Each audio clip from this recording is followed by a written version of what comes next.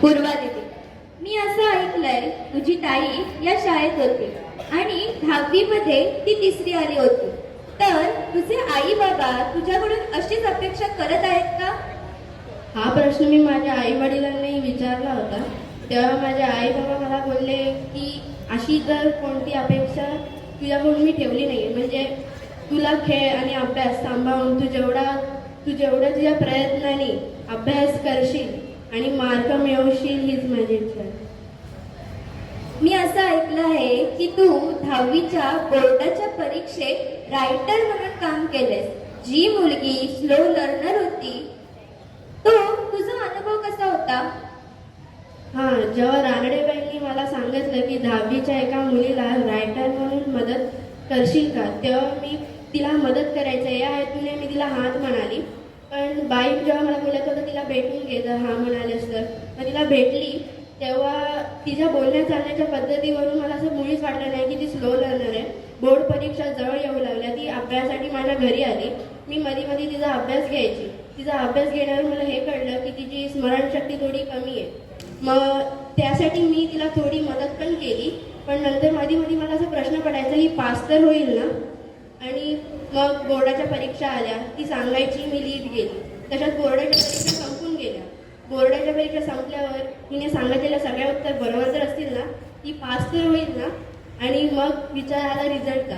मग शेवटी तो रिझल्टचा दिवस आला. रिझल्ट 1 वाजता लागणार होता दुपारी आणि बरोबर 1:05 तिच्या आईचा फोन आला की माझ्या मुलीला 78% पडले तुझ्यामुळे, धन्यवाद. मग मला ते सगळं ऐकून मला खूप बरं वाटलं की मी तुला तरी कामी आली.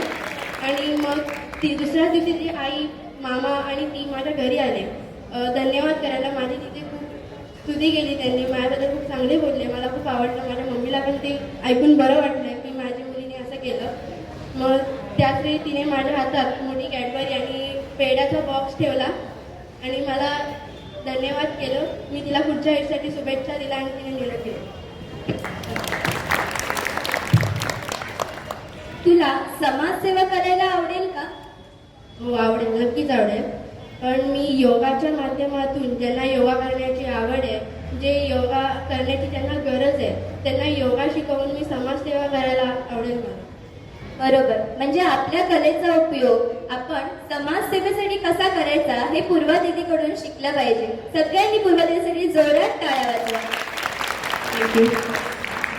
तशीच तुला खेळाची पण विशेष आवड आहे. आता तुला आंतरशालेय क्रीडा स्पर्धेत कशात बक्षीस मिळाले? मला आंतरशालेमध्ये सांघिक आणि वैयक्तिक दोन्ही खेळांमध्ये बक्षीस मिळाले. सांघिकमध्ये रिले आणि कबड्डी, आणि तर वैयक्तिकमध्ये पुशअप्स, पुलअप्स आणि धावणे, योगा, सूर्यनमस्कार याच्यामध्ये बक्षीस मिळाले. खूप छान. तू आम्हाला योगाचे प्रात्यक्षिक करून दाखवशील का? हो, नक्कीच.